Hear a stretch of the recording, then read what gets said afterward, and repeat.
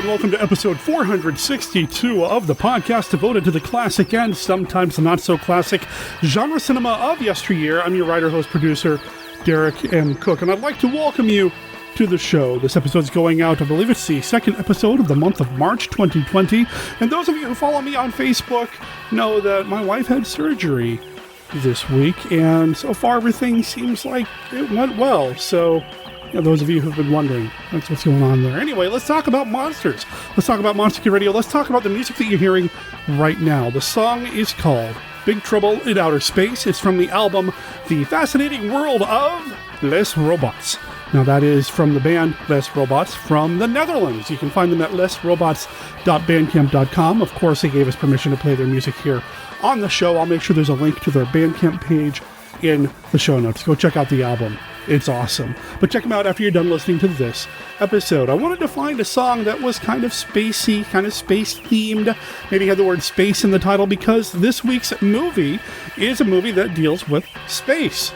It's Abbott and Costello Go to Mars. So I'm not talking about this movie by myself. We have a tradition here on the show, with the exception of what happened during Flashback February with Scott and Abbott and Costello Meet Frankenstein, which was awesome, by the way. The tradition is that Abbott and Costello movies, they get talked about with our friend Joe Stuber from Comic Book Central. Our schedules lined up, and we were able to get a recording in about this film, and yeah, you know what? I had a really good time chatting with Joe. It had been way too long, and because it had been way too long, and because of the kind of people that Joe and I are, me being a monster kid, him being, well, I guess he's a monster kid too, a comic book kid as well, like me, we ended up talking about a few other things along the way. Martin Scorsese came up, the MCU came up. It was a good time, and I hope you guys and gals enjoy the conversation. Kenny's look at Famous Monsters of Filmland this week is a very special installment of Kenny's look at Famous Monsters of Filmland, and I don't mean a very special episode in a fourth wall breaking, we're going to give you some sort of special public service announcement message at the end. It's just a very special installment of Kenny's look at Famous Monsters of Filmland. I really enjoyed it. I hope you guys and gals will dig it too. You're going to hear that later on in this episode, as well as some listener feedback. We got some comments, some voicemails came in, and then a message on Facebook as well that I'm going to address, but that's all going to happen later on in the show. Actually, that's going to happen right about now.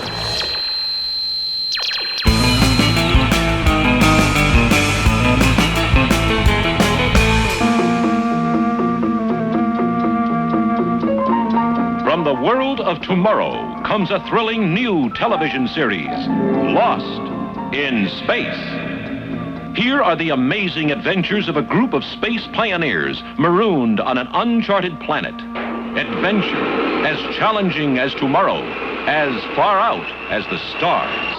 Spectacle beyond imagination, as the astronauts struggle for survival in a strange new world, where incredible dangers seem to wait at every turn.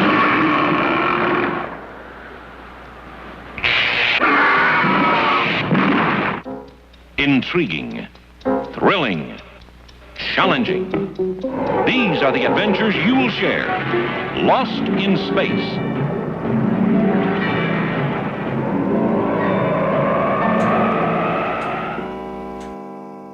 Mary, no! God, let's go! It's the police! Throw down your weapons and surrender! Of course. The sound is coming from the basement. It's all right. I've got you, Mr. Adam. No. Show me what? Gotta get away from those eyes! Get away! Get away! George, no! Are you attracted to the dark, fascinated by the dramatic, with a side of gruesome and a dash of poetic justice? If your happy place is a gloomy room at midnight, then you should be listening to the podcast 12 Chimes It's Midnight. Please join us, won't you, for plays of mystery, horror, and suspense. Find us and subscribe wherever you procure your podcasts. And remember, at midnight, anything can happen.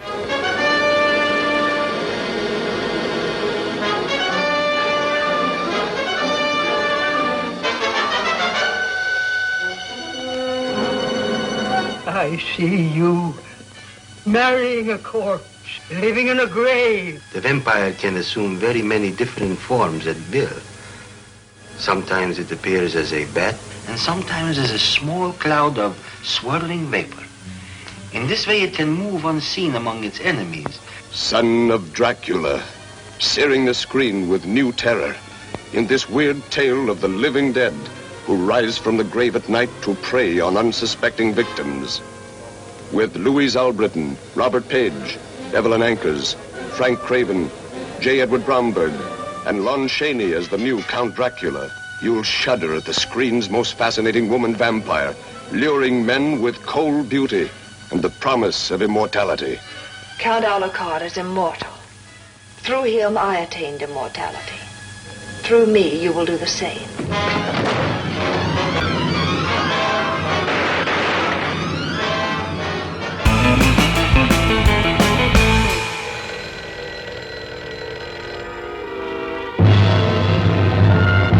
What number is it? What am I calling? You're calling Monster Kid Radio. We have some voicemails that came in from some of our listeners. Let's go ahead and get to them now. This first one comes from a longtime friend of the show. I think you're going to recognize his voice. Hey, Derek, Steve Sullivan calling with a follow-up to our Universal talk of a week or so ago. Well, it looks like Universal heard what we were saying, even if we said it at the same time they were thinking it. And Invisible Man, which I really liked, opened at number one. It's made close to $100 million so far, and on a $7 million budget, they think that's pretty good, even though, you know, the Mummy picture with Tom Cruise made $400 million, but has had like $140 million budget. So, I don't know, do the math. Clearly, the return is better on these small pictures, and they're going that way. Today, they announced that they're going to be doing a new Dracula with the director of Jennifer's Body. And it sounds exciting. I'm glad they're taking these steps. It almost is like they were listening to us. Though obviously they were probably just thinking along the same lines. Anyway, I thought you'd want to know that The Invisible Man was really good. I recommend people go and see it. I've got some exciting news that I can't quite tell everybody yet, but I will be announcing it probably with you on Monster Kid Radio before any other audio plays. So stay tuned. It's a new project I'm working on, and keep up the great work. I had such a great time with the guys, and hopefully we can do that again with that group or slightly different group or whatever very soon. So, Steve Sullivan, signing off. You know, Steve, here's the thing, and as much as I want more monsters in the world, more classic monster representation, I want Frankenstein and Dracula, the Creature, and all those others. I want them all out in the world. I just really wish Universal would make a decision and stick to it. And I think we talked a lot about that during the roundtable discussion with you, Josh, and Chris. Just make a decision and stick to it and move forward. If this is the way they're going to go, I hope it continues to go well. I haven't had a chance to see the new Invisible Man yet. I may not even get a chance to see it until it hits home media. But when I do watch it, I'll make sure that I let people know what I thought of it. You know, I also meant to bring up a particular point in the last episode as well. After we recorded our roundtable discussion, Brenda and I spent some time in the evening watching movies together, and we stumbled across a movie called Sweetheart from 2019, and it was a Blumhouse production, and the overall story just is pretty simple. You know, seems to follow the Blumhouse mold, where it's a very small story, small cast, a young woman, washes up on an abandoned island. It's obvious that she's a castaway from a wrecked ship of some sort, whether it's a plane or boat, we don't really know. A couple of other characters do show up as well, but primarily it is her story trying to survive what's happening on the island. And yeah, there's a monster there. I feel like maybe I just spoiled something, but when you look up the description of the movie, they do mention that there might be something on the island. So forgive me if I just spoiled something, but there's a monster there. And the reason I bring it up is it is in an aquatic location. It's an island. It's surrounded by water all over the place. And there's a lot of stuff that happens in the water with the monster and our lead character. And it really got me thinking that maybe, and this is a tough sell for me because, well, you guys and gals know how I feel about Creature from the Black Lagoon. Maybe Blumhouse could pull off a Creature from the Black Lagoon remake or installment. I don't know. Is it possible? Have you seen Sweetheart? We watched it on, I believe, Netflix. So it's out there. It's available for you to see. I'd be curious to hear your thoughts after you've had a chance to see that movie. I'd love to hear everybody's thoughts, really, about remaking Universal. If you've seen The Invisible Man, I'd love to hear what you thought about it as well. And Steve, please keep us posted about this big project that may or may not be happening. It sounds like it's closer to May than may not, and my fingers and tentacles are crossed, my friend. We will have you back on the show here soon because we have the rallies coming up, the Monster Kid Radio Retro Movie Awards, where you and I get together, as is tradition here on the show, to announce the nominees. And then after all the votes have come in, we'll announce the winners. But we got to have you back on the show to do that, and maybe by then you'll be able to officially share this amazing news with us here on the show. Listeners, follow him at stsullivan.com. Hey, Derek, it's Todd from the Haunted Cinema, just calling in to let you know I was listening to your latest episode about the Universal Dark Universe, the Roundtable. Found it to be a lot of fun, a lot of knowledge amongst that panel. I just want to chime in again and support Steve when he talked about Penny Dreadful. That show is phenomenal. If you haven't had a chance, I really recommend you checking it out. It's set in the 1800s. They made the monsters scary. It's a small setting. They don't try to, do the Marvel superhero thing. I think it's one of the best Frankenstein monsters portrayals, and Dr. Frankenstein for that matter. Dorian Gray features heavily in the series.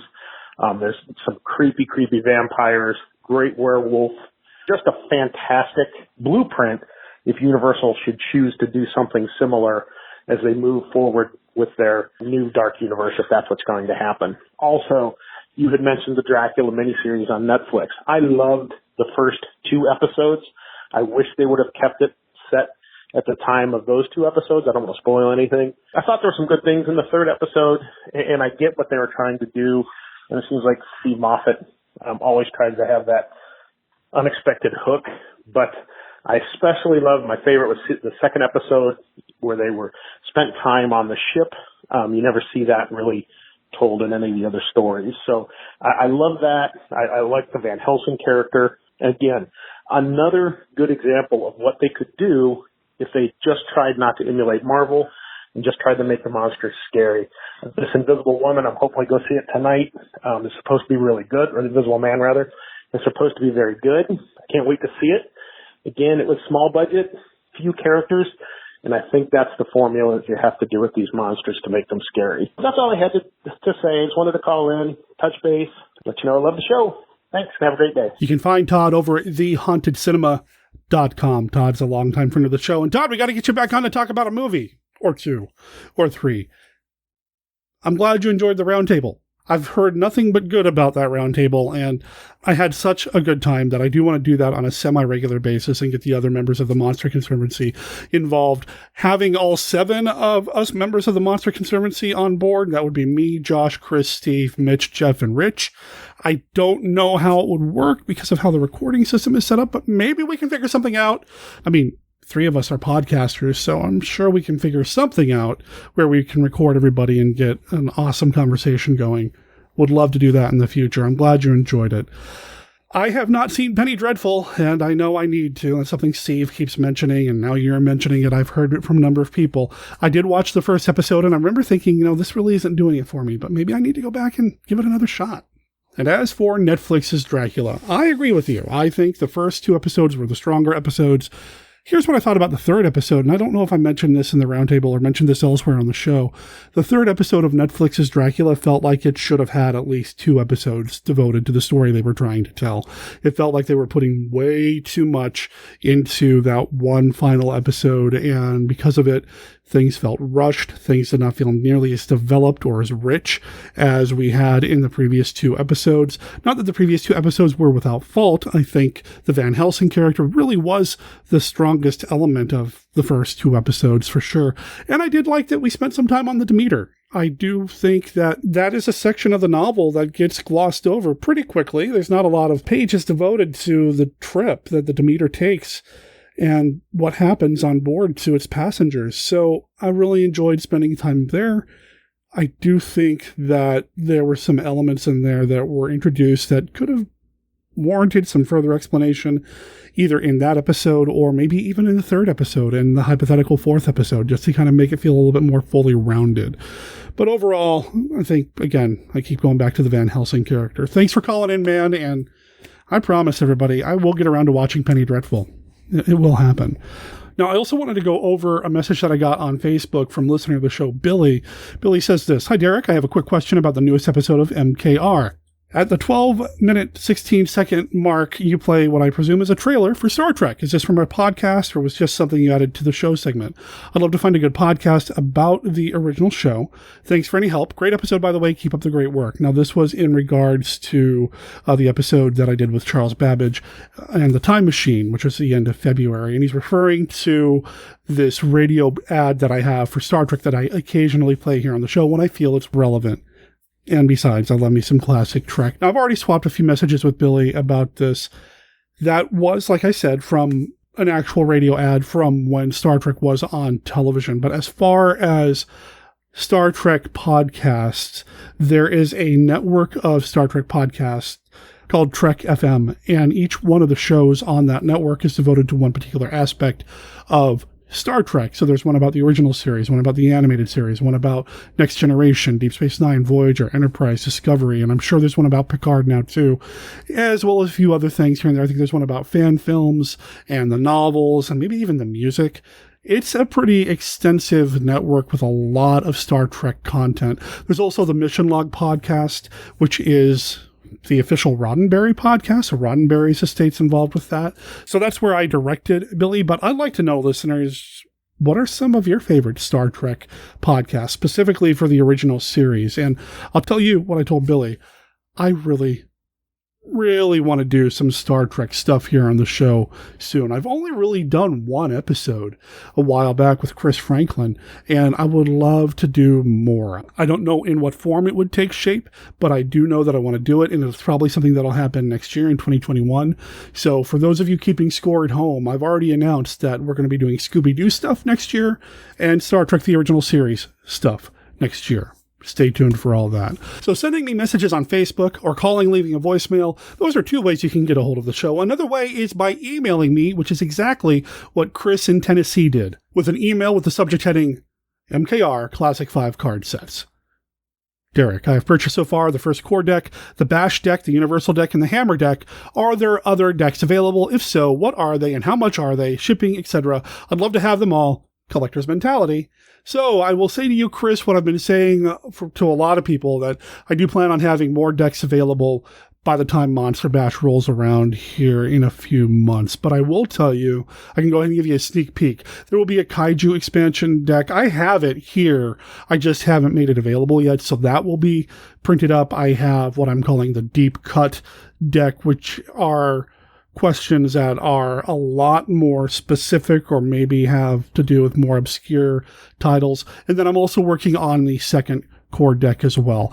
I can guarantee that I'll have at least the Kaiju deck done by Monster Bash, if not, well, the core deck. People seem to like them. And if you want them, well, I'll make them and I'll sell them to you. So stay tuned for that as well. That'll be coming. Now, listeners, if you want to be cool like Chris or Steve or Todd or Billy, drop me a line. You can send me some feedback. Our email address is monsterkidradio@gmail.com, or you can call and leave us a voicemail at 503-479-5657.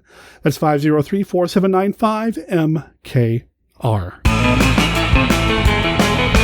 From caves and sewers come the slime people. The kill, kill, kill.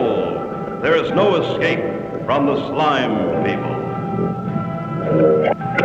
The slime people. Nothing can stop the horror of the slime people. For a new adventure in terror, live through the wild bloodbath of the slime people. With lust they come, with vengeance and murder. See the nightmare of the slime people. Coming back to MKR soon, Dr. Tongue's vintage world of monster collectibles. We'll sell you the whole seat, but you're only gonna need the edge.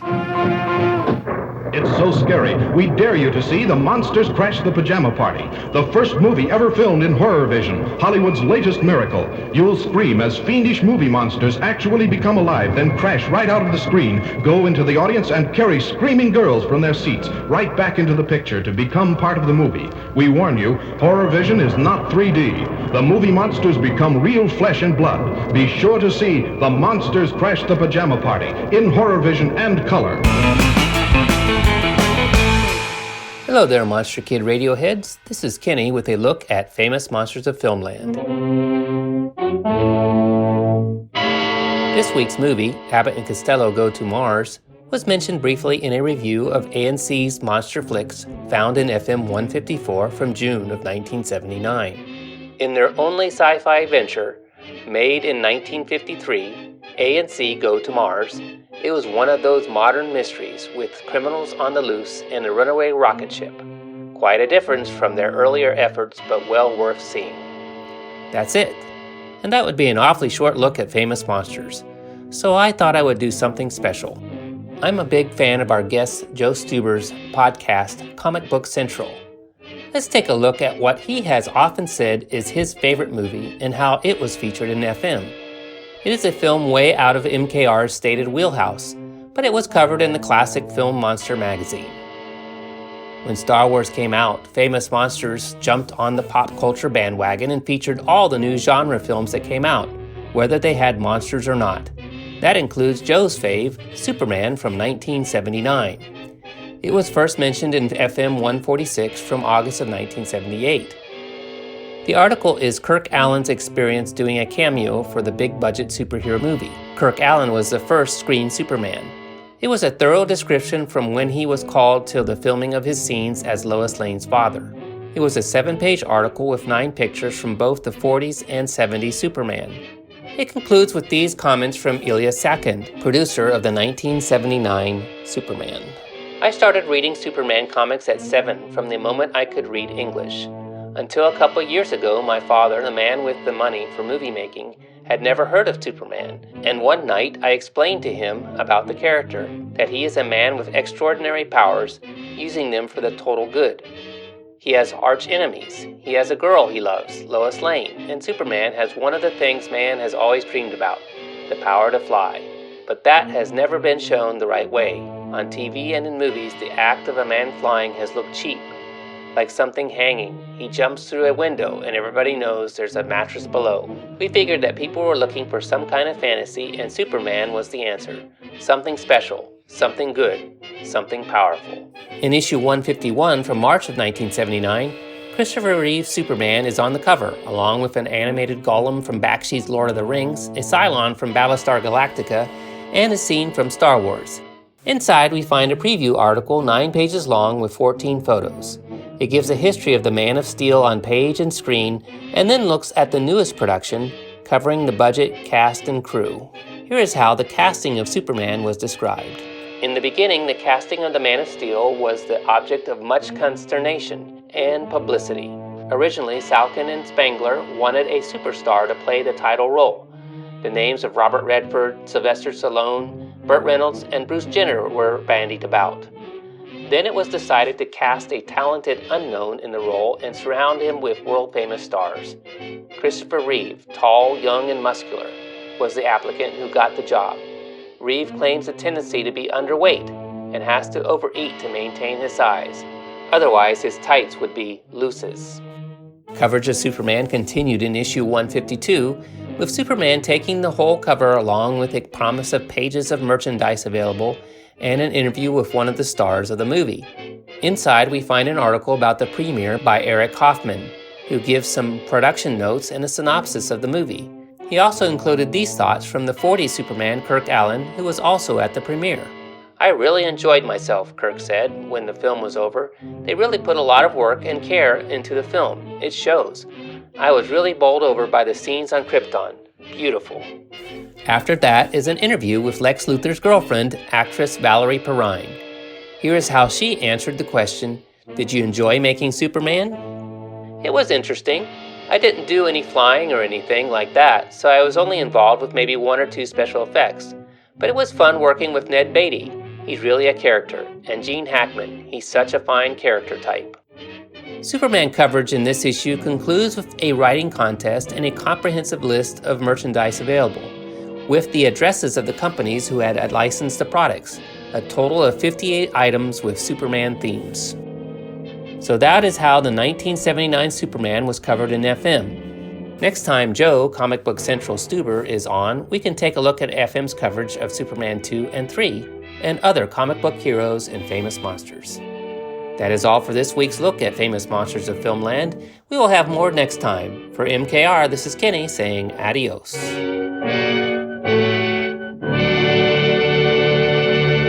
Superman is a hit, say the super critics. Newsweek says Christopher Reeve's entire performance is a delight. Can I take you to the airport? Not unless you can fly. Judith Crist says Margot Kidder is a delightful Lois Lane. The problem with Men of Steel, there's never one around when you want one. And Time magazine calls it a film that's fun for everyone. Superman, the movie, rated PG, parental guidance suggested.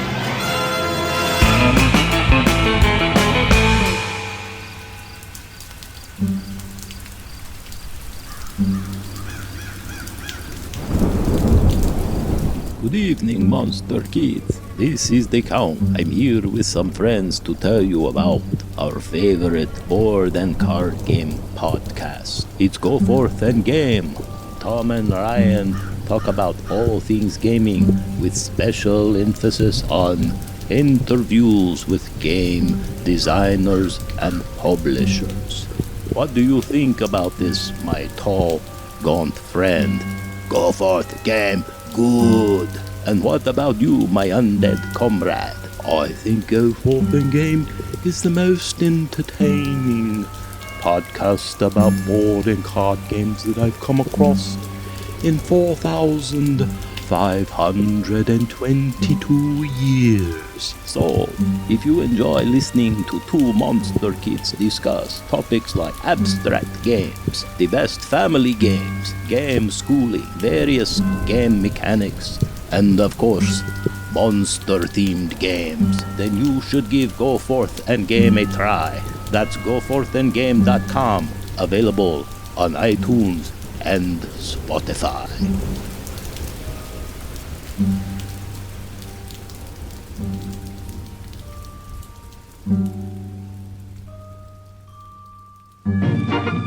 Here he is.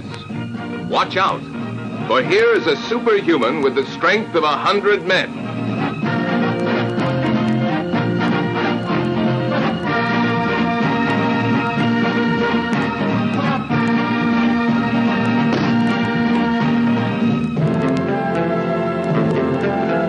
No one and nothing seems able to stop him. Invincible, invulnerable. Argo Man, the fantastic Superman. But even he had his Achilles heel, a beautiful woman's kiss.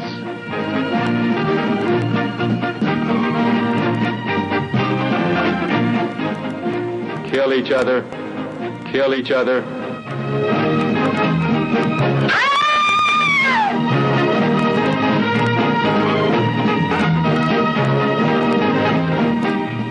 Argo Man, the fantastic Superman.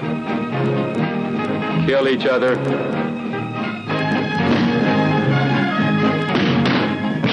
A man gifted with such extraordinary powers that ordinary men were helpless to cope with him. Everyone and everything was pitted against him, from hired killers to the most diabolical inventions of modern science.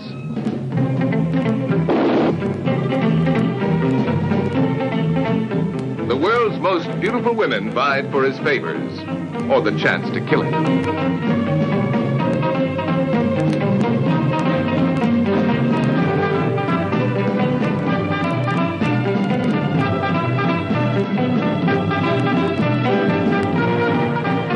Kill each other.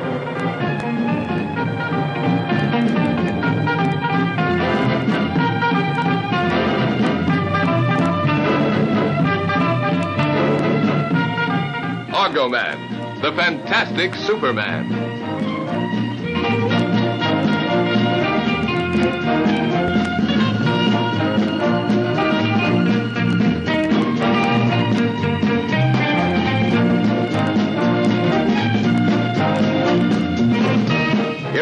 adventure which will take you on a journey out of time, carry you on a crest of thrills and laughter from start to finish. Be sure to see this Superman power.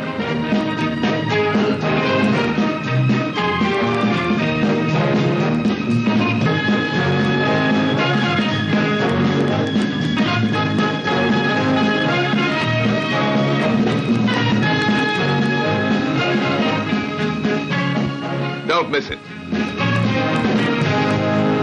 Hi, this is Joel Hodson, the creator of Mystery Science Theater 3000. You're listening to Monster Kid Radio. Why don't you?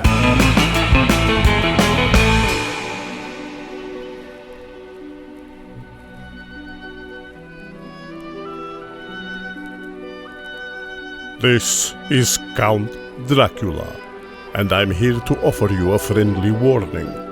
Derek and his guests often get excited, and occasionally this results in revealing key plot points of the movies they're discussing. You know how the children of the night, monster kids, can get sometimes. So consider yourself warned, and don't come begging to me to kill them for their transgressions afterward. I have more pressing issues to take care of, like that pesky Van Helsing. Monster Kid Radio listeners, it has been forever since I've had this man on the show, but I keep hearing him because he's got a podcast of his very own, and he just started year 7 of Comic Book Central. I'm talking about the man, Joe Stuber. How's it going, Joe? It's going well. It has been quite a long time, but look, you know how these things get. You're trying to schedule things, and you're cranking out a ton of episodes. I'm trying to crank out things, but it has felt like a long time since we got together. I can't even remember the last time. So way overdue. Glad to be joining you today. And I do have to say, having an in-depth conversation with you on Monster Kid Radio takes a high IQ. Oh, okay. I'll take that. Okay, I thought you were going to Abbott and Costello with me. Wait a minute. You know what? Hey, it's early here still. We're both still drinking. It's early here. I know it's way early there. Okay, let's see. Yeah, high IQ too. Okay. I think I skipped a step. That's okay. We haven't done Abbott and Costello for a little while. There's a rhythm we talked about. There's a cadence. There's you've got to feel it. It's not everybody can do it, but you picked up on it, so I'm glad. High IQ too. IQ too. Oh, wow. So, Joe, how has Comic Book Central been going? I mean, I've been listening, but for listeners who don't know, you've been knocking it out of the park. I mean, you got Joel Hodgson on it not too long ago, which brings back memories of you and me doing... Monster Bash. Yeah, that was so much fun in Pittsburgh. We did that. Yeah, it's year 7.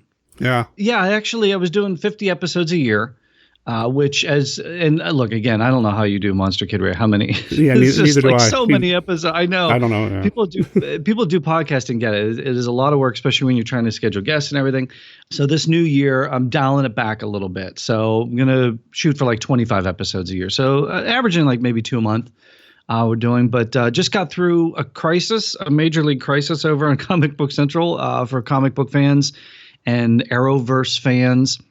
They did the whole Crisis on Infinite Earths crossover, and it was interesting because my wife and I were watching these things, and I was going, "Oh, so and so's been on my show. That person's been on my show. That person's been on my show." And she's like, "Oh, you should have them all back." And I've been trying, since I'm doing less episodes, I'm trying to do less like repeat guests. Mm-hmm. And I thought, "Oh, these are all people that I haven't really talked about all the different things they've been doing because it's been a little while." So she's like, "Yeah, you should invite them back and call it Crisis Hotline." I'm like, "Well, okay, that's a brilliant idea." Yeah. So, reached out, got John Wesley Shipp, got Kevin Conroy back, John Cryer came back, so Mark Guggenheim. So we did a bunch of like little mini interviews. Actually, some of them were pretty in-depth too. Got into a lot of it. But just on their return to that universe. And just even Kevin Conroy coming back as live action Batman was cool because he never thought that would happen. That was very cool to do that. Still have a couple more. I'm still trying to get schedule-wise with Brandon Routh. Hopefully a return of Brandon Routh to the show and Burt Ward. They were both in it. Couldn't get them scheduled in time, but probably going to do a part 3 on that. And right now just trying to schedule some other Flash-centric episodes that will be coming up. I'm going to be going to Wizard World Cleveland here again very soon. So some of the guests that are going to be appearing there, working on scheduling those for the show as well. So yeah, a lot of stuff going on. So yeah, I've dialed it back episode-wise, but still, as you know, putting the show together takes a lot of hard work behind the scenes. So. Well, and it shows. I mean, you have not dipped in quality one bit, and you're all over the place in terms of the kind of people that you bring on the show. I mean, you're bringing in the mainstream superhero television stuff. You're getting people from like the Umbrella Academy. I mean, you're just all over the place, and it's great. The variety of people that you're bringing in is just fantastic. I appreciate that. That's the cool part about it. Again, Lost in Space. I've done a lot of those episodes, so trying to schedule some more with the cast and crew that I haven't had a chance to talk with yet. They have a new comic book out, so working on scheduling the comic book creators for Lost in Space. So coloring a little closer to the comic book lines, sure, if you will. So yeah, that's the cool thing about this is everything's a comic book now. Everybody wants to do comic book properties, so I'm not lacking for content out there. Well, everybody but Martin Scorsese, but yeah. Yeah. I'm not going to have him on the show. Even if he calls me tomorrow. Wouldn't that weird? Like, why pick that battle? It's such a strange battle to pick, right? Well, for the record, in case you're listening, Marty, you can come on Monster Kid Radio anytime. I'm just saying. You give him a safe haven. This is a safe place here. I don't know what Joe's doing. No, I'm adamant about no. It's such a strange battle to take on because the Marvel movies especially have made just billions of dollars and have made people happy. Like, isn't that it? Is it cinema? I don't know. Does it have to look like something from the 70s? And that's the weird thing is like Captain America Winter Soldier, the directors based it on like those 70s political intrigue thrillers, and they even got Robert Redford to come in, and it really does feel like that. So, sometimes I think these people just aren't watching the movies because there is a lot of depth to some of these. Some not so much, but, they make people happy. Isn't that the important thing? Yeah. And the really good ones have more than just capes and tights. I mean, like you said, Winter Soldier, not that this is a comic book show at all, but Winter Soldier is one of my favorite of the MCU. And it's because it's got more than just superhero action. It's got this really Cold War kind of vibe going on. It's just really cool. Yeah, that's the whole thing. When they get in the bunker and there's all these cool, there's so much depth there. It's like, Marty, watch that movie, just give it a chance. So, and it's that universe building. I almost think of like Tolkien too, like how they have that universe building, or George Lucas building the Star Wars universe. And it's like when you can build a universe like that and have all these characters and have it all interrelated and tying it back to monsters. I think Universal was trying to do that with the new monsters, right? Like they were trying to universe build. Yeah, well. Yeah, I know. So it seemed like a natural fit for that. And it's like I can really respect when somebody can take a vision like that and just build a whole universe around it. Sure. To me, that goes beyond cinema. That goes beyond movie making. That's just good storytelling. And I don't care what form it takes, whether it's television, books, video games, animation, whatever. Good storytelling, good characters. It doesn't matter what you call it. So it just seems like a strange battle to pick. But I don't know. Maybe the monsters will be able to do that at some point. It's the material's out there, right? Yeah, and man, I'm hopeful that at some point something's going to just stick. I mean, I feel like every once in a while they throw whatever they got on the wall, hopes it sticks, and it just doesn't really land. It seems like that you could bring that whole Universal from the 40s thing back. Yeah. You'd think. Maybe we should be doing this. Maybe we should be writing these things. I don't know. Abbott and Costello seem to have gotten it right. Yeah. Back in the day. They had a formula. They figured it out, right? Yeah, they did. They got through all the monsters for the most part. Ended up going to Mars. Kind of. They did go to Mars. Yeah, Maybe. well, yeah. Today, the scientific world revealed its most closely guarded secret, the plan for man's first venture into the far reaches of outer space. Within our fuel range are the planets Venus and Mars. One of these should be our destination. And here is the super rocket poised for its historic takeoff. And there it goes, up, up, up into interplanetary space. And at the controls of this sky monster are the greatest scientists of this generation, Abbott and Costello. We're not going to the moon. We're headed for Mars.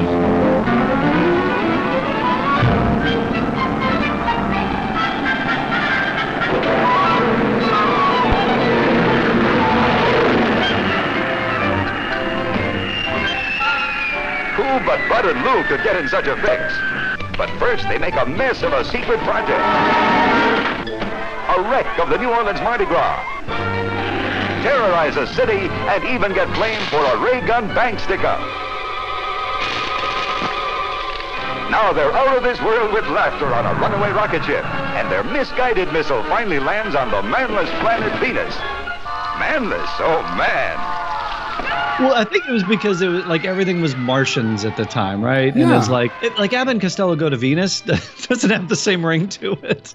No, it really doesn't. It really doesn't. No, because everything was Martians, right? Yeah. Cartoons, books, TV show, like everything was Martians. Yeah, they were really kind of tapping into that pop culture at the time. Yeah, exactly. Mars was like, I think that was the intrigue. So it was like Abbott, and well, we'll talk about this, but like even the idea of it goes back years before they even got the movie off the ground too.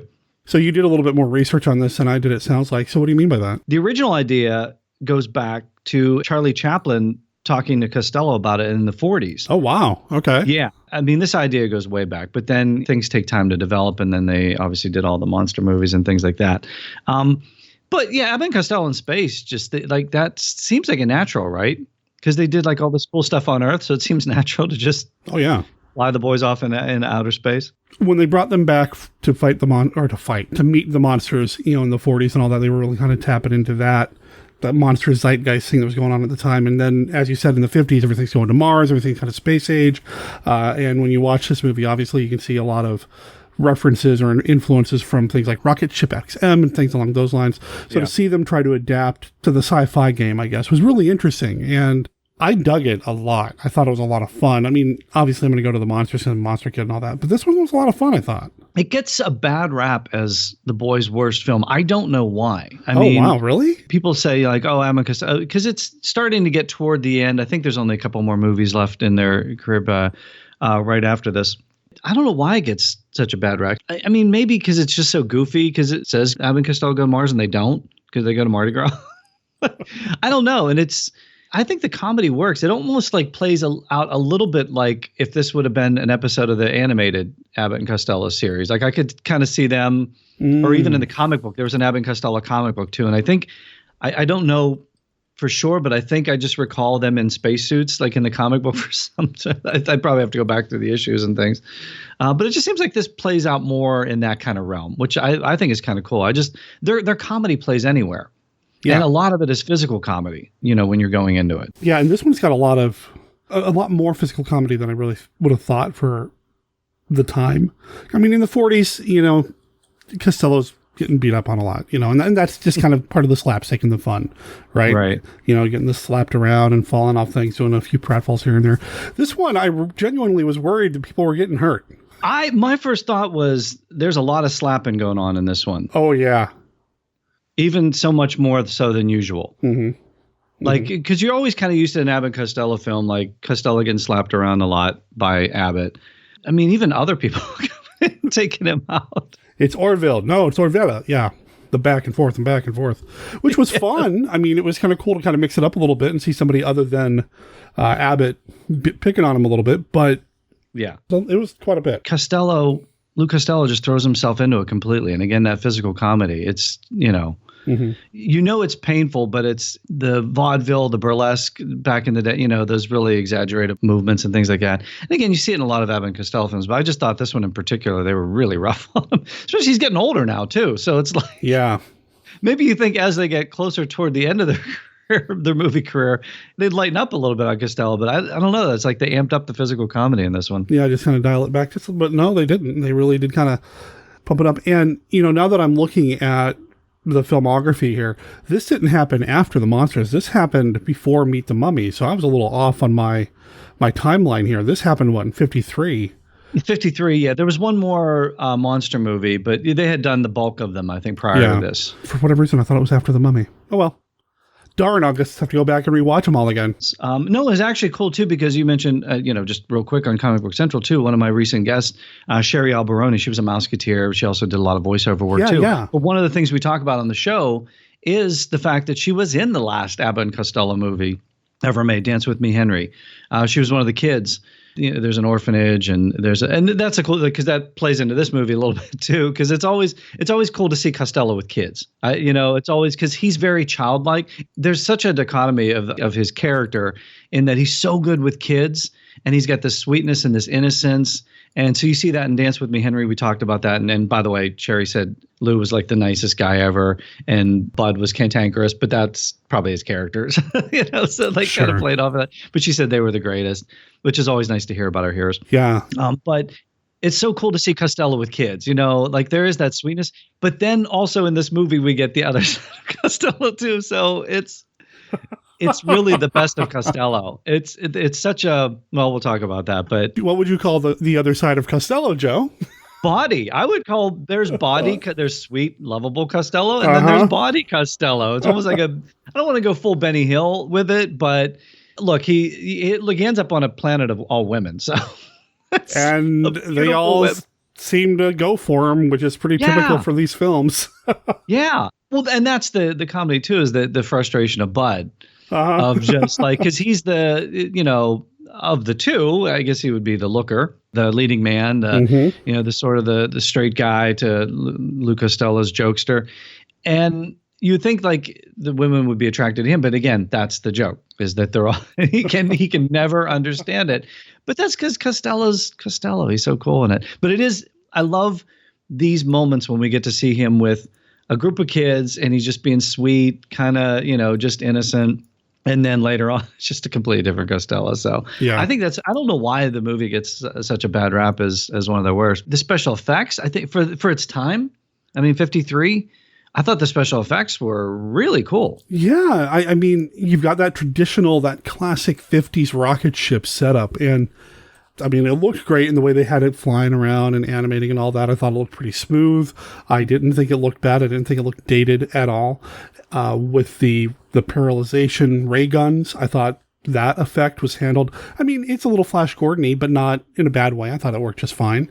The magnetic boots, I thought worked really well.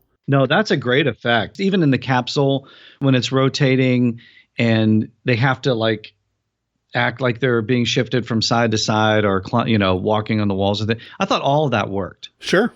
Yeah, Abbott and Costello really sold it. Yeah. And the budget for this thing too, I think it was like 2 or 3 times the budget of like their previous film or one of their previous, something leading right into this. So they were spending a lot of money on this. Yeah. And again, 1953 effects being what they are. Now they did get their money out of this because they did recycle a lot of like the props and things for This Island Earth, which was a couple years later. Which blew my mind when I stumbled across that fact that they used some props from an Abbott and Costello film in what is undeniably one of the classic pinnacle science fiction films to come from Universal in the 50s. That's amazing to think about. But its origins were in Abbott and Costello Go to Mars. So like that probably saved how much money on that budget for that movie. So does that movie get made if Abbott and Costello Go to Mars doesn't get made? Because they'd have to put on, I don't know, probably, but it's just nice to know that the boys influenced one of the greatest science fiction films of all time. Well, and then partnered with it when it came out. When it was first released, This Island Earth was released with Abbott and Costello Meet the Mummies, a double feature. So, the boys had something to do with this. Yeah, again, they're kind of winding down their movie career here, but I still think going out strong. Yeah. On a lot of these. Even Dance With Me, Henry, we talked about that. I love that film. I mean, it is their last film, and it's not their greatest, but there's no bad Abbott and Costello movie. There's really not. I mean, as long as you got the boys in it. Yeah. Plus they were, I don't know how they were just cranking out all this product because you had the TV show and everything. And yeah, it was just, they're amazing. They were keeping busy. They were keeping busy. And I think their energy level is still up in this one. Even though this is one of their later movies, I still think it's because they're doing a lot. Like we said, the physical comedy, there's a lot going on. I feel like Costello every once in a while seems a little creaky. Like did you think that? Just a little bit, but for the most part, he's getting slapped around a lot. I'd be creaky too. Yeah, just a few times here. But you know what? It doesn't matter. They really have the energy still. And like you said with Costello he's great with the kids. Some of my favorite material in this film is at the very, very, very beginning when he's with the kids at the orphanage and he's flying the plane and trying to explain how rocket ships work. Trying to explain how rocket ships work to a bunch of brainiac kids. Yeah, that's the best. Yeah. Because they're explaining it to, he's doing the wall, it goes up and does, and then they're and you pull the string they're talking about the scientific properties. Well, one of the coolest things about that scene though, right? Well, you contacted me. I knew exactly when you started watching it because a few minutes later you sent me a text. Wait a minute. Like, wait, what? the film debut of Harry Shearer. Which is awesome. Simpsons and Spinal Tap and the whole, Yeah, I mean, he's the kid right there at the beginning. If you just Google Abbott and Costello and Harry Shearer, the scene will come up and you can watch it. But I thought that was one of the coolest things. It's like I'm talking to Sherry Alberoni, and she's a kid in an Abbott and Costello film. Harry Shearer's a kid in an Abbott and Costello film. So it's so much fun going back on some of these older movies, and you see scenes with kids in it, and you're like, I wonder whatever happened to that person. And they became incredibly famous. Yeah, whatever happened to Harry Shearer. Yeah. That's pretty cool, though. I mean, it's neat to see the little, like you said, see where these people started, Yeah. And yeah, that was his first film, wasn't it? His very first project. Yep, that was the very first film. And again, just so cool to see Costello with kids, especially, like I said, little brainiacs that know way much more than he does. And yeah, it's just there's that comedy there. But again, we get a completely different Costello later. So, and I like the fact that Abbott and Costello weren't partners right from the beginning in this film. Because sometimes, especially like when you see a movie like Time of Their Lives, it's like they're in complete separate eras. Yeah. Bud's in modern day and Costello's a ghost. So they're completely separate. They don't even have, obviously, any scenes together. So like in Abbott and Costello Meet Frankenstein, they're together right from the very, very beginning. They have a background with each other. And in this one, they're coming at it from two different perspectives. So, Costello just kind of sneaks into Abbott's life. They do kind of get over that, though. I mean, they don't spend the entire film at odds with each other. They seem to bond fairly quickly, which, that's kind of the best Abbott and Costello is when they're playing off of each other back and forth like that. But I did like that it came from a different starting point than a lot of the monster movies do. That's the thing with Bud and Lou is that once they're introduced, they're Abbott and Costello. Yeah. And you don't have to explain anything anymore because the audience has, I don't even know if we see that in films today. There's not like really buddies. I think, was it David Spade, Chris Farley, I think, were kind of doing a thing at one point where they would do like multiple movies together and they were kind of becoming that, kind of a comedy team. But you really don't see that anymore where, you had the Marx Brothers back in the day. You had Abbott and Costello, you had Laurel and Hardy, but like, I don't know that you could do that today. So yeah, they're kind of introduced. And then once they're introduced, it's Abbott and Costello. I don't even, their name, we've talked about this before. Their names are irrelevant in the movies, like what their characters are called. Sometimes they're called Bud and Lou. Sometimes they're not. Yeah. I mean, even I think, is it The Mummy where they're credited as one thing, but they're just called Bud and Lou or Abbott and Costello for the entire film. Yeah. So it's like at some point they're just like they're Bud and Lou. That's why we're watching these movies. No offense to either one of these guys, but we're not watching it for the drama. We're not watching it for some deep moving acting. We're watching it for the comedy that they were so good at. Exactly. Yeah, I think in here it's what is it, Orville? Yeah, Orville and what was the other guys? I just had it here. Orville and is it Orville and Lester? Yes, Lester. That was Orville and Lester. Yeah. So, but Bud and Lou. Yeah. At some point you just get it's Abbott and Costello. Just briefly about the story here, it's pretty basic. Oh, there's a plot, yes. Yeah, there is a plot, but again, the plots, they're not that deep in these films, and that's okay. That's what we don't come to these things again for war and peace. We come to these things for the fun, and this one keeps it pretty light. Orville is sneaking onto a base where a rocket ship is being tested and is about to be launched, and Lester works there and catches him, and the Orville, Dr. Orvella stuff. I love that. I love it too. I get just hearing Costello's Italian accent. You make a mock of me. That is just, I love that scene. I love watching Costello go out like that. Yeah, that was pretty funny. What Costello says his name is Orville, and there's this kind of sort of confusion that Costello Doctor does kind of, yeah. Yeah. Is he the doctor? Yeah, there's some mix-up, identity mix-up, yeah. Obviously, he's not the doctor, and he ends up, I guess, being forced to help Lester load the rocket ship. I was a little vague on that. Yeah. At some point, they just need to get on the rocket ship. Yeah. And things need to go haywire. Yeah. And of course, because it's Abbott and Costello and they're on a rocket ship, unattended. Yeah, the science of this is really sketchy at best. I mean, you have this team of scientists at the beginning. They're kind of like, well, we could go to the moon.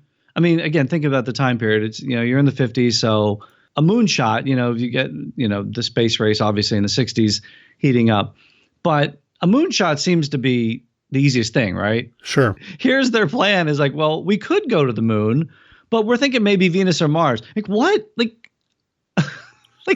Your plan is, you don't even know where you're going yet. You're just like flipping a coin.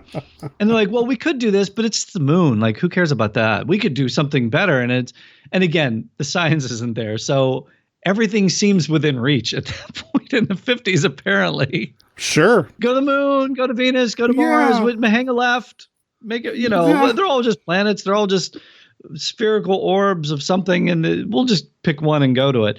So they kind of pick Mars. And they're like loading up the stuff. And that's where Abbott and Costello are, loading up the ship.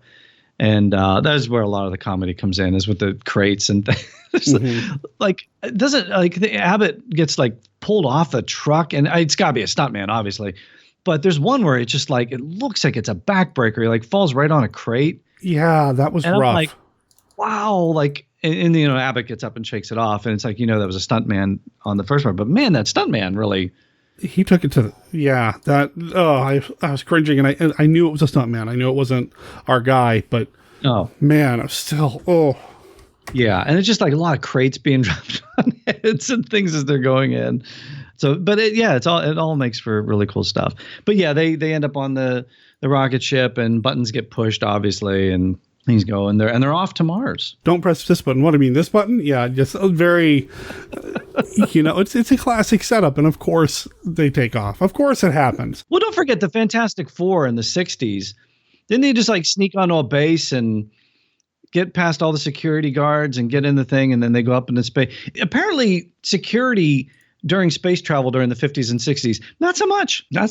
You could just sneak onto a base and jump into a rocket ship and take off. All right. We're off on an adventure. No security guards. Okay.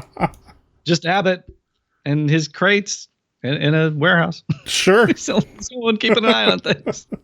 The setup to all of this, I really felt like we were going to have more with the scientist and his secretary and talking about a honeymoon. I really thought there was going to be more story there. Because, again, that felt very 50s sci-fi, where they try to introduce the relationships a little bit with the scientists and the ground crew and the people that are going to go, and the conflict between, am I going to go to Mars or the moon or going to outer space, or do I have a wife or a fiance at home, that sort of thing. I really thought they were going to do more with that, but no, this is Abbott and Costello all the way. Well, and I would say I would argue if this were an early Abbott and Costello film, like maybe early mid 40s or something, I would think that would happen. Because you said, like, a lot of times in the boys' earlier films, and we talked about this, is that they were like secondary characters in a lot of those early films. They would come in and do the wild, wacky stuff, but there was a story going on where you'd have a leading man, a leading lady, there'd be a love story, and then Abbott and Costello would come in and do the crazy. As the years progressed, it eventually just became about them doing their wacky stuff. And the leading man, the leading lady, they were the secondary characters. So, and in this one, we have Marie Blanchard, who's in Destry. And then I thought this one was kind of cool for you, Robert Page, who, again, going back to one of those earlier Abbott and Costello films, Pardon My Sarong, was in that. But also he was in Son of Dracula. Yeah. So that's right in your wheelhouse. Yeah. Yeah, there's a few connections here to the monster side of things. He was in Son of Dracula. He was in The Monster and the Girl. It was nice to have, a familiar face. So they're there. There's some type of story, but eventually it just becomes about them watching a screen and watching this, trying to figure out where the rocket ship's going. Apparently is through the Lincoln Tunnel a couple times. I liked that bit too, because typically you have the drunk see something outlandish happen, and then he looks at his bottle and he throws it away. Yeah. Because I'm drinking too much. No, this time the drunk sees the rocket ship go through the Lincoln Tunnel. I got to have something else to drink. I just saw something crazy. I thought that was a nice little twist. He runs back in and gets some more. And then the bartender's here, and then he takes... and I think it's at the end of the movie too, where isn't like their version of AA or whatever, like where he gets clean, isn't it right next to the bar? Yeah. Because he comes out on their return trip, he comes out, he's all clean and sober after what? I mean, it's the same day or within a day or two. So he gets clean and sober within a day, apparently. And then goes right back in the bar again. Abbott and Costello drove that man to drink again. Yeah, they did. Well, but they did that in Superman the movie too. Oh yeah, The guy goes into, the cop goes in and he said, "Why don't you go back to Murphy's bar and finish what you started? My shift's almost over. I'll be." He's like, "Come on, it was bright red boots and the cape," and he's trying to explain it. And he comes out and he's like, He sees Superman taking off. He's like, let me go get my hat. I'm going to join you for a drink. So they're going to go run into a bar because they just saw Superman. It's a classic joke. It's a tale as old as time, and it works, Yeah, and the effect of it going through the Lincoln Tunnel, it looked great. I thought it looked really good for what it was. And there's nothing in this movie that looks overly cheap. No, they spent the money. No, all the effects and the production design is right there. It's all up on the screen. Now, we've kind of alluded to it a little bit. They don't end up on Mars. They do end up at Mardi Gras instead, which, okay, cool. Now we know what time of year this movie's taking place. Yeah, exactly. Yeah, and it's the reason they do that, obviously, is because when they get out, they need to see weird things. Yeah. Because they have to think that they're on Mars. Mm-hmm. And they do think that they're on Mars because they see all these strange costumes and these heads that spin around and necks that extend forever and heads that come off. Yeah. It's just all this strange stuff happens and they have to think that these are aliens. I don't know. Maybe, again, that's why it gets a bad rap because they didn't actually go to, maybe people were disappointed they didn't really go to Mars. I don't know. It's kind of a cool play that they're still on Earth, that it doesn't really crash land. It makes it like a soft landing. I don't know how this that's true. works. Yeah. And I've always wondered how those ships land that way. But I guess Elon Musk is figuring out how to do it. So.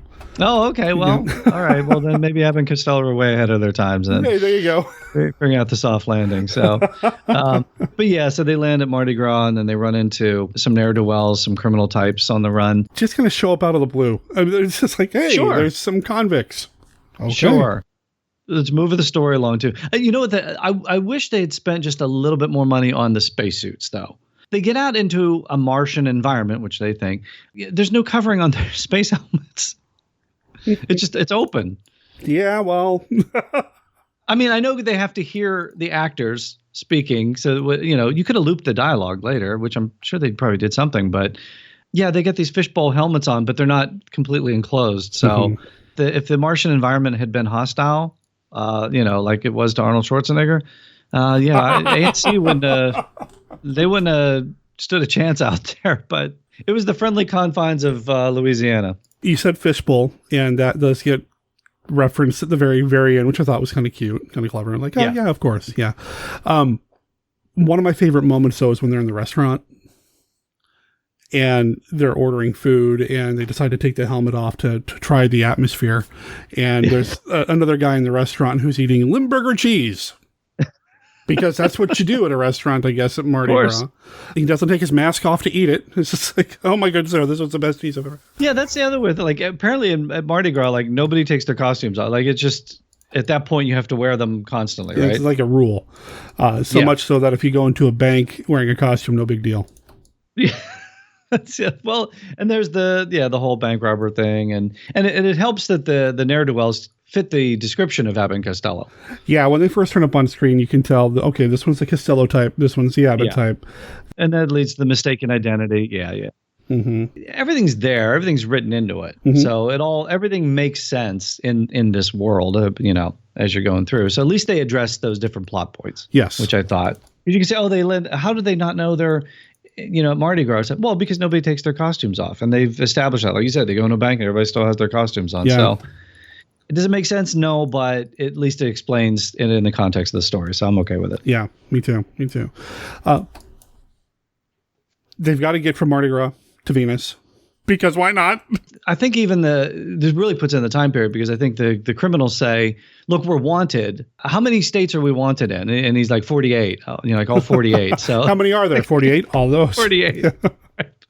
So again, puts it in context of where you are. But basically he's saying like, there's nowhere we can go where we're not going to be going to jail.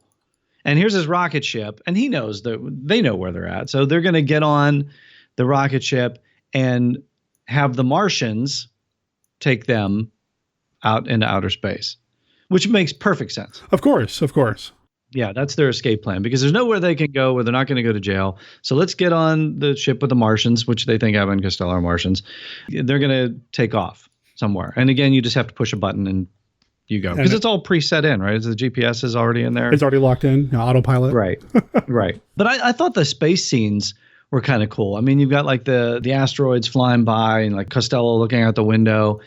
I thought all the kind of spacey scenes, the sci-fi scenes, worked really well. There's a scene where they're in transit and the gun doesn't quite work, and then everybody slows down with their dialogue. What did you think of that sequence? Well, they're in space, yeah. I mean, like the kind of the bullet. Yeah, he pulls the gun out and the bullet just kind of drops. Mm-hmm. Again, I thought the effects were fine.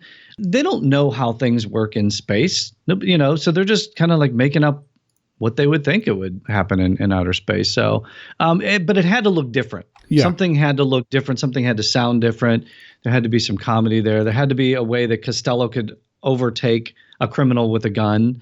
So that you also have the magnetic boots that work. So obviously the gun's going to get attracted to the magnetic boots. And I thought it all played out pretty well. Yeah, everything was set up nicely with the magnetic boots. I mean, it wasn't just a one-off gag. They ended up using that a couple of times throughout the film, and they set it up nicely so it could be used to disarm the criminals, the convicts.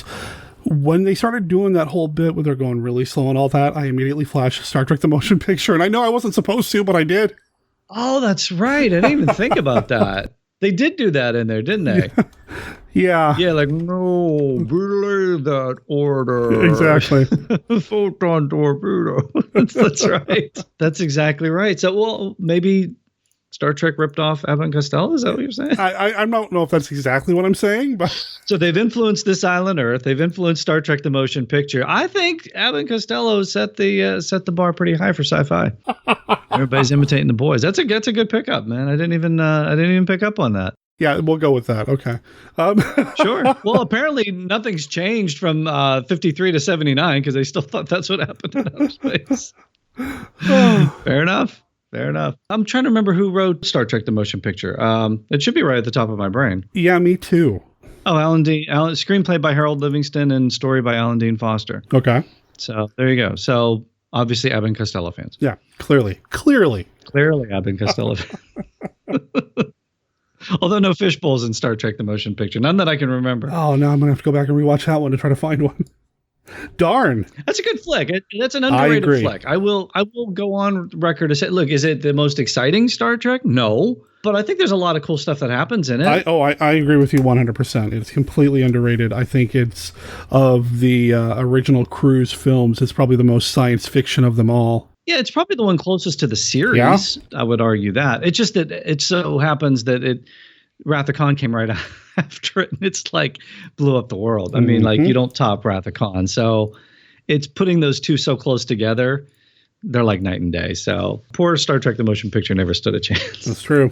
But I like it. And now that I know that it's influenced by Abbott and Costello Go to Mars, I like it. Oh, sure. Of course. But again, like you said, they really don't go to Mars. No.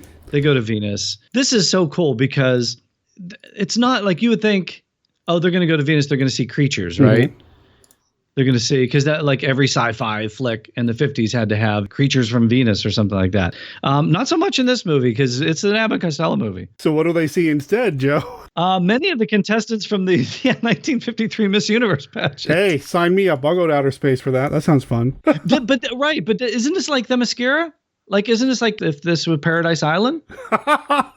Yeah. Isn't it the same thing? Like, they banished men, like, years ago, or like hundreds of years ago, or whatever, and it's all like these Amazonian women. Yeah, I think that was a movie too. Amazon Women.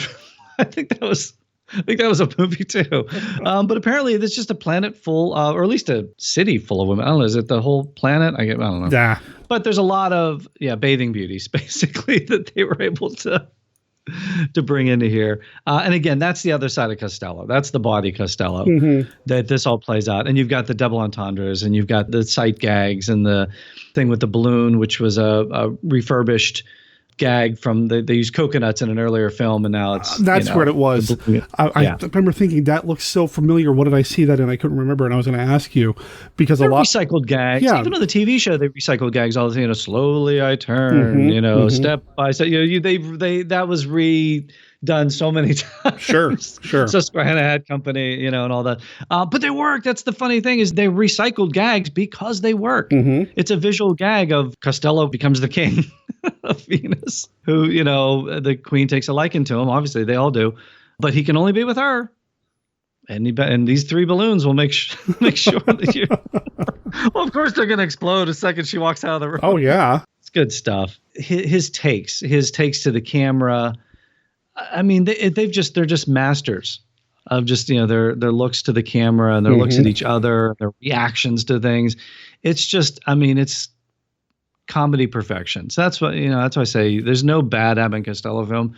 When you're watching these things, it's just so much fun to watch. And again, you get both sides of Costello in this movie. I had a lot of fun with the film. I had a lot of fun with them interacting with the women. And this is another trope that you see a lot of times, the lost civilization of just women, like you were talking about earlier, Themyscira. And did I say that right? Themyscira? I believe it's one of those things. I always say it. I see it written and I can read it, but saying it out loud, it always feels weird coming off the tongue. But I know. Yeah. It's one of these tropes, but throw Abbott and Costello in the mix. So you get that too, and you get that fun interaction. What did you think of the two convicts? As far as their acting? Yeah, like as the characters, the acting. I mean, throwing a couple of other comedic-like characters up against Abbott and Costello, I mean, it's a losing battle. They're not going to be as good, obviously. But it is the boys' movie. You're never going to top Abbott and Costello. I think the reason they did that was because they could have mistaken identity earlier in the film. That's a plot point earlier in the film that they get mistaken for each other. So they do kind of look similar.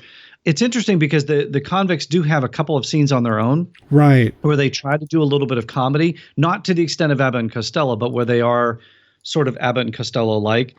And that just shows you how difficult it is. The level of difficulty that Abbott and Costello are reaching with comedy, nobody could touch them. Right. Their timing, just the timing alone. But that's why nobody was able to replicate that. That's why, and we talked off mic, there's a movie called Bud and Lou with Harvey Korman and Buddy Hackett that they are Abbott and Costello and they try to do Who's on First. Yeah, the words are there. You could put the words on the paper and you could recite the words and you could put an act together. But it's not the same. No, it's so hard to get that right. Yeah, but I think that makes Abbott and Costello look better. I mean, I do appreciate that one of these convicts was, did they ever say what his background was? He was just smart. He knew what was going on. He knew how to do some of this scientific stuff that Abbott and Costello did not know how to do. What was that, the Horace character? Yeah, I don't know. Yeah, that's a trope that plays out too, because you saw that in Superman the movie too with Lex Luthor and Otis. Yeah. So you've got the brilliant, like, why is he with this guy? That's a good point. And it's like they're busting out of prison, and Lex could have just left. Well, technically in Superman 2, he did leave. Yeah, pretty much. Prison. But he was trying to get him to go with him. He just couldn't get up climb the ladder of the balloon. But it's that kind of trope of brilliant guy and just sort of comedic dumb guy. But again, isn't that like sort of the Abbott and Costello routine? Yeah. It's just you see the level of difficulty they're achieving with theirs. It's not easy to achieve. Yeah, the one guy is like a brilliant guy, but he thinks they're Martians, so he can't be that brilliant. He thinks Abbott and Costello are Martians. That's true. Yeah, they do keep referring to him as, yeah. So he's not that smart. Let's be honest. Yeah, I mean, you got those two, and then all the hijinks with the Venusians and the Queen and all the women, and when they do start to make their way home, they've got too much weight on board. Again, another great sight gag. And at first, I thought they were going to ditch the convicts. Right. No, that's not why it's too heavy. Costello, why is it too heavy? Because he brought some souvenirs home. Yeah, he's trying to. Yeah. Well, but they wanted to be with him. That was the thing. Like he's got girls stashed in every compartment in that ship. That one, I don't know how she fit in there. I was going to ask you about that. Yeah, when she comes out completely bent in half. I don't know. She's bent in half, bent forward, and then she kind of slides out this like weird little compartment. So they found a contortionist at one of the bathing beauties. That was apparently her talent in the competition was contortionist, because I don't know how she fit into this little area. But so Costello was trying to take some Venusian souvenirs home with her. But again, they all wanted to be with him. Yeah. There was a weird thing, too, where the Queen puts a curse on anybody he kisses that they would lose the power of immortality, Yeah. And Costello kisses the one girl, doesn't realize the curse is there. And she turns into an old woman right in front of his eyes. So then he's like, there's the joke of like, I can't kiss anybody. Yeah, no, those special effects worked. That sequence, that transformation, it was quick. Again, the special effects, not so bad. And of course, they're able to get home within like 10 minutes. Yeah.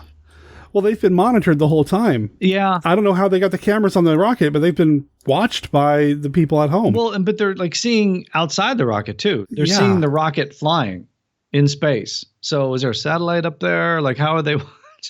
You know what? It's 50s sci-fi. We just buy into it. I was like, that's where the science really breaks down, but so what? Yeah, that's the fi part of Oh, there you go. There's the phi part. You got to lean more heavily on the phi part than the psi part with Abbott and Costello.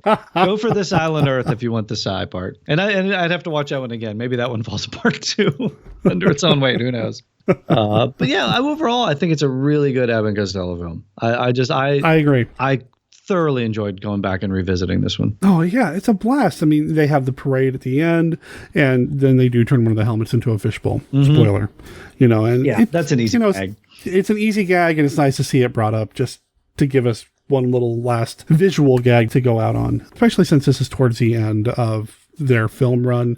To have the little things thrown in here and there was just nice. I mean, this is a nice film overall. I really dug it. Yeah. Oh, and even a variation on the pie gag too. Yeah. I mean, it's like you don't expect a pie gag to be thrown in, but yeah, you get the space pie, space cake, tossed out of a flying saucer. Again, so strange. What movie ends with a flying saucer coming down and somebody tossing a cake on somebody's head? This one. You're not going to find that anywhere else, are you? Nope. Dial it up. You ain't going to find it. But again, they're old gags, but they work. I mean, they work because Abbott and Costello sell them. Yeah. The chemistry between these two. You hear stories that sometimes maybe they didn't get along in their personal lives, but man, the chemistry that they brought to the screen. Oh, yeah. Whether it's the big screen or the small screen, their television program, phenomenal stuff. Well, but just think how long they worked together. I mean, decades. Yeah, they knew each other's rhythms. They knew how to get the best out of each other. How many people do you get along with that you've known for decades or that you've worked with for decades or family members that have been you're not going to get along with everybody. They probably fought like brothers. But Costello's daughter, Chris, she's always commenting on how the two loved each other. I mean, even right up to the end. Exactly. They loved each other because they knew each other better than anybody. The legacy of material they left behind is just amazing. I heard you reference to like the animated series. Yeah. And, how obviously Costello couldn't participate at that time. He was gone, but Bud came back and did the voice. Mm-hmm. I just even love those. And that's a tie-in with the comic books. It's the same style and everything like that. So just even like those ancillary things I remember just kind of watching those. And again, it's just funny stuff. It's just really funny stuff. Listeners, I can't imagine that anybody listening to Monster Kid Radio has not seen at least one of the Abbott and Costello films, whether it's a monster film or not. I mean, these films are of that same era. And I mean, I feel like their impact on the pop culture at the time is unavoidable. You have to know who Abbott and Costello are. And if you haven't seen this film, I recommend it. I think it's underrated. I don't think it's something to dislike. Like you said, it's not one that gets a lot of love, but I don't see why not. It's a fun film. No, and you mentioned how it influenced things at the time. Obviously, it influenced a bunch of stuff at the time, but it's even influencing stuff now. Because, Jerry Seinfeld, that's his favorite, is Abbott and Costello. Yeah. And anybody that's a fan of Seinfeld, if you've watched any episode of Seinfeld, it's Abbott and Costello. It's the wordplay. It's the back and forth. It's the rat-a-tat dialogue. It's all those, Jerry and George, especially. Mm-hmm. You see some of those things going on. It's some of those things are direct homages to Abbott and Costello. So yeah, even today, they're still influencing a lot. It's almost like I wish like somebody would be able to pull this off again, just so we could see like a comedy team again. I just can't even think of any or even how that would work, but I would love to just see somebody. But again, they kind of broke the mold with these two. So. Yeah, I can't think of anybody at all. Listeners, if you can think of anybody that we're overlooking, let me know. Drop me a line. It's a lost art, man. It really is. Because you think about back in the day, like I said, you had the Marx Brothers, you had Laurel and Hardy, you had Abbott and Costello. It just, so many of those comedy teams just worked. And, maybe just because it was a simpler time back then, maybe now I think people have to be characters and there has to be a single film and a single plot. And it's just so cool to see character like these comedians just dropped into situations and how they would handle it. This is the perfect example of that is, hey, what if we just dropped them in a sci-fi film? Right. Sure. Let's try it. Let's see what happens. And you do it and it's comedy gold. Let's drop them in a monster movie. Sure. Why not? And it worked. Let's drop them on a deserted island. Yeah. Sure. Why and not? It worked. They work in any environment. That's the brilliance of the boys. Indeed. Anything else you want to talk about the film before we wrap up and let you get back to Comic Book Centraling? Yeah, gotta get this guest scheduled. No, I appreciate the opportunity to come back. I know I heard you and Scott talking about Frankenstein again, and I know there's at least one more Abbott and Costello film you and I want to talk about time of their lives. Oh, we have to do that. We have to do that. That movie's so good. I was kind of wondering about this one because it was like, I think we didn't do this because they didn't technically go to Mars. Right. So it was like, but I guess they did meet Venusians. So Yeah. we're still in the parameters. We're still like, they did go meet creatures on another planet.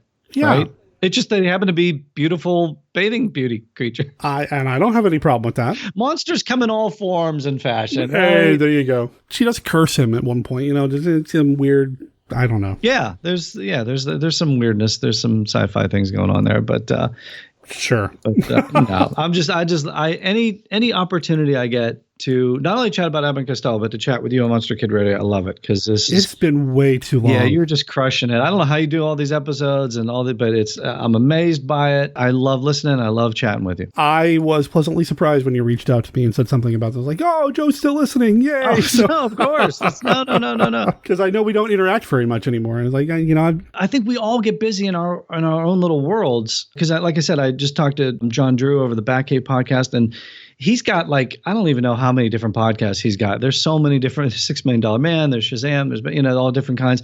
You've got a ton of things going on. I've got, the IndieCast. So I think we kind of get all in our own little worlds. Mm-hmm. We don't get to interact as often with each other. So I kind of cherish these moments. And I just happen to have a day off today as we're recording this. That's true. Yeah. I thought, you know what?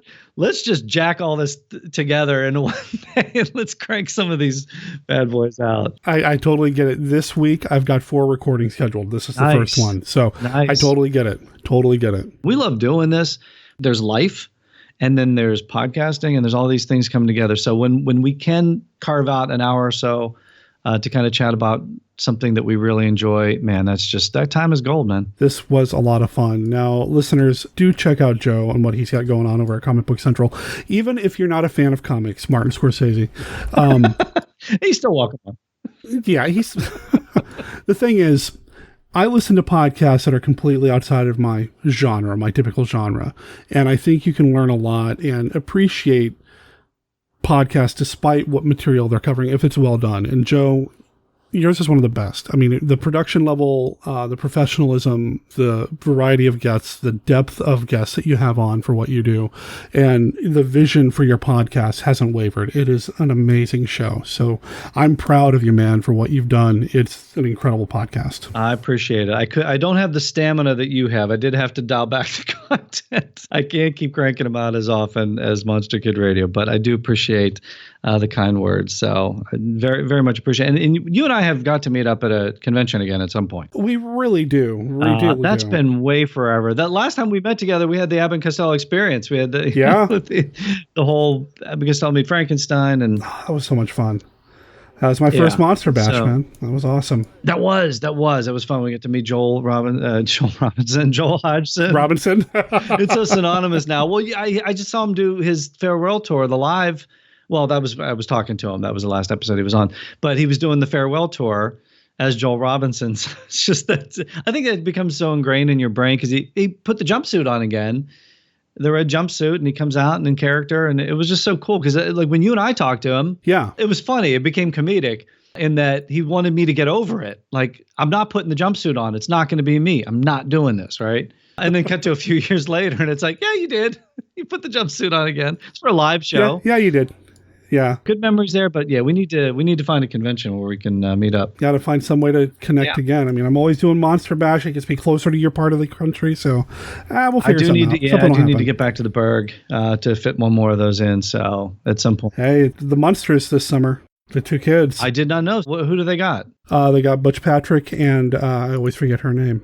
Who played Marilyn? Pat Priest. Yeah, Pat Priest and Butch Patrick are going to be there. Well, people check out Comic Book Central, and I'll make sure that I play the promo. I've been trying to pepper the podcast with the promo every once in a while, and go check it out. ComicBookCentral.net. There we go. An upheaval of nature tears loose a creature out of the nightmare of time. Spawned by an earthquake on the bed of the ocean, a reptilian, earth-shaking beast of the sea. The monster that challenged the world. My tank. What's wrong? Blake's tank is caught in the undergrowth.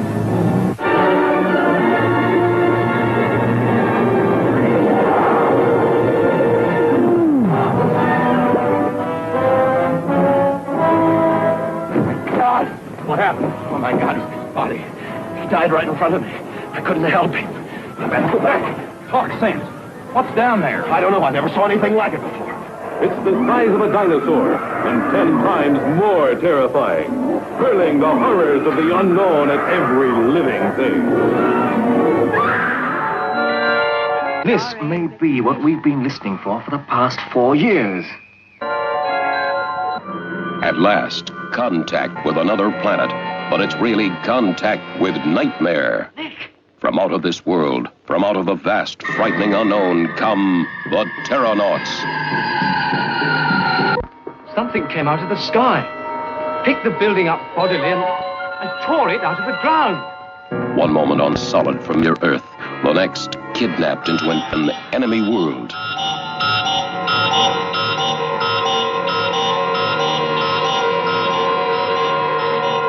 You'll thrill to the most fantastic intergalactic battle ever. A warring asteroid challenged by a handful of humans 1 million miles out in space, determined to save the Earth from the Terranauts.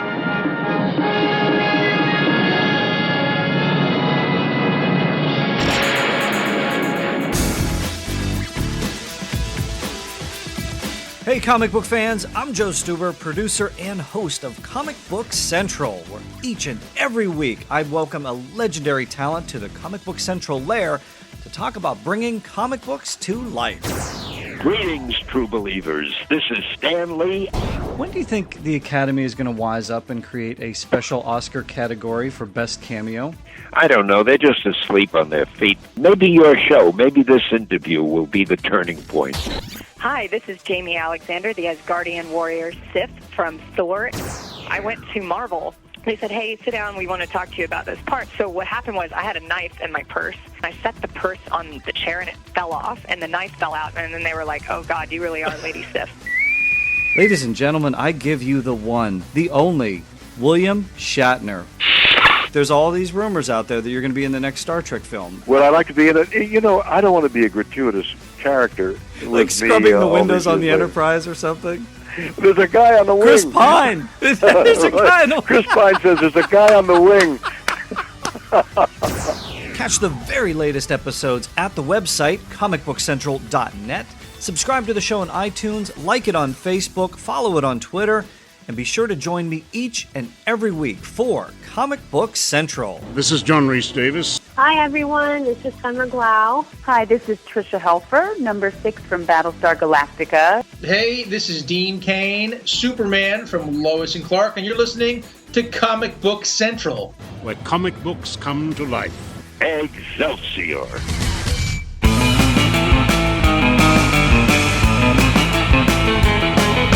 That brings us to the end of this episode of Monster Kid Radio. Thanks for listening. Thanks for coming along this Abbott and Costello journey as we went to Mars by way of Mardi Gras and Venus.